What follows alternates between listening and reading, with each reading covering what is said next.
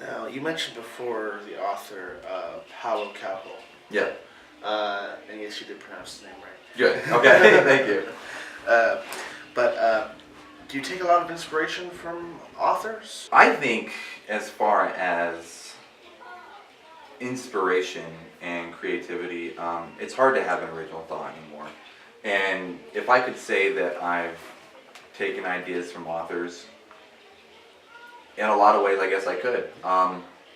Every movie I've seen had a writer involved. Every book I've read had an author. Every video game, every manga, every graphic novel, everything had a writer at its heart. So, yes, I'd say I'm taking inspiration from other people. I wasn't the first person to make a film. The camera angles I used, the equipment I used, were all developed by someone else to make their projects work.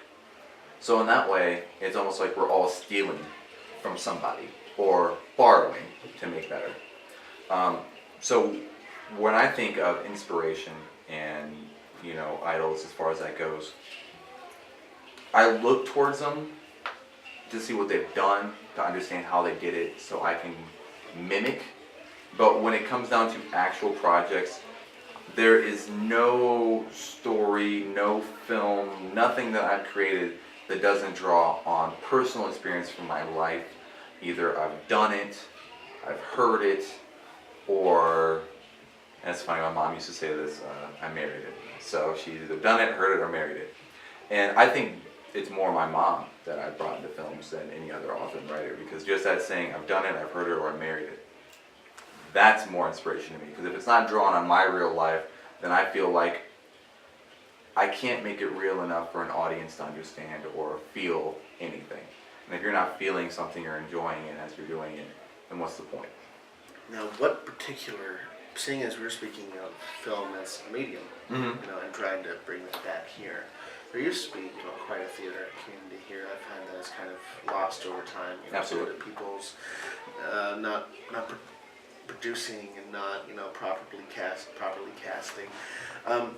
Are there any particular filmmakers, the ones that started from nothing, the ones that came into it and worked their ass off for it? Like, are there any particular ones that you admire the most? From an independent standpoint, Eli Roth, huge, and I could go into quickly what that is. From a business point, Walt Disney, and yeah, I think as far as like the art as itself, Christopher Nolan, Eli Roth, because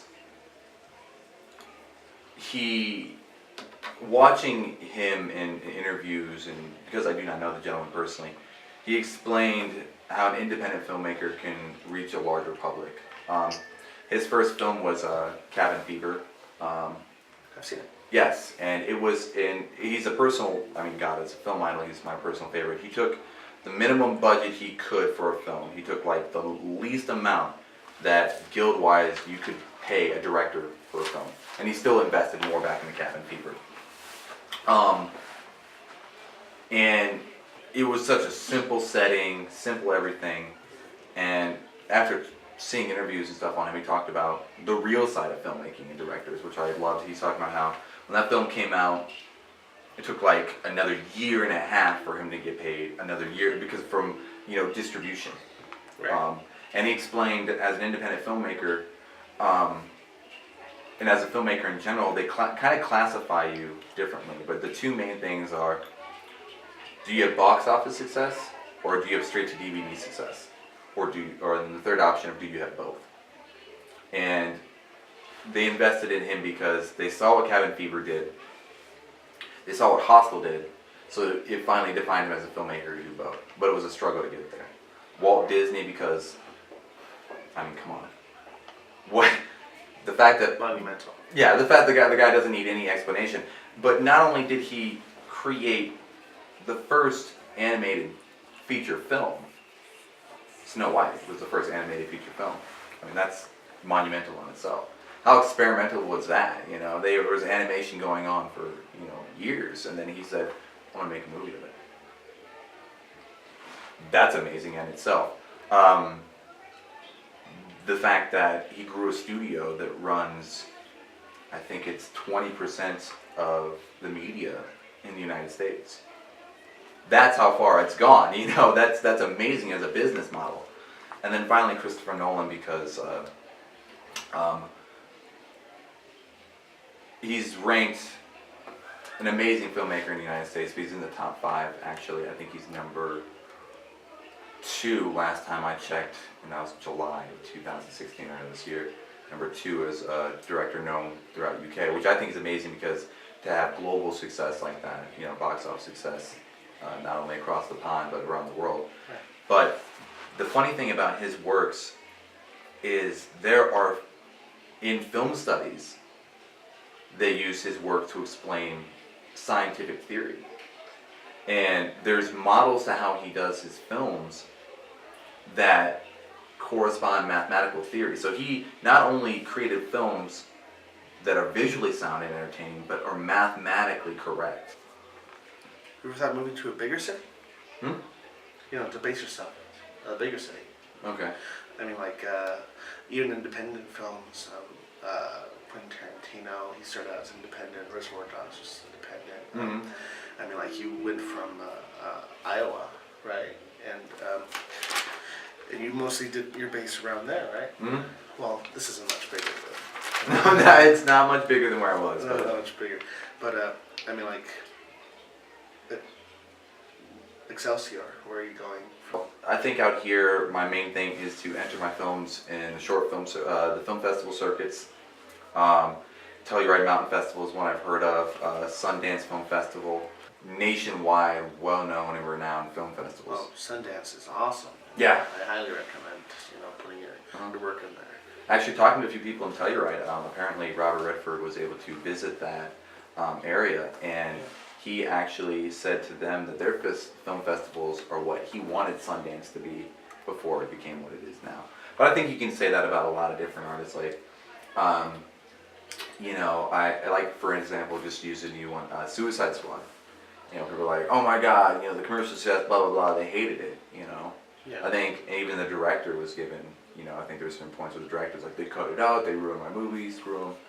So I think everyone kind of has that feeling, there's that, like, it's an art form, and then that commercial success, like, that's not what I want it to be. I think that's kind of... It's funny you mentioned Suicide Squad. Mm-hmm. I hear that a lot, people complaining about, the Suicide Squad, but what I think actually happened, I know Jared Leto's an excellent actor. Mm-hmm. I know that for a fact after Dallas Buyers Club. Oh, it was absolutely. incredible. Absolutely. And I think if he actually would have gotten the scenes that he was, at least most of them, everyone has scenes cut, but rare people have that many scenes cut. Make it 3 hours, I don't care, just give him his part. Mentioning Jared Leto, this is a great opportunity for me to say it's... No matter what vision I've created, no matter what thing I've done with my films, my favorite part of making films is the first day you're on set. And you see your crew, you see your actors, and they're there to make your scribbles reality. I mean, to see any actor take what I've written and created and make it a living person, to make it not only more emotional, to make it a visual, to make it more than the 2D it is on paper. That's absolutely phenomenal. And Jared Leto is an amazing actor, but I will give him no more credit than I've given any other actor, because although there are steps and bounds and you have to give someone due their craft, all actors, any actor that has decided, I'm going to put myself out there and be a completely different person every day I walk onto a set, to duel my mind, to expand myself, whoever does that for any filmmaker on any set is absolutely amazing. And I could never thank them more. I've gotten a lot, plus the more that I have whenever I Yeah. this tape. Absolutely. But yeah, are there any closing statements or anything like that? I hope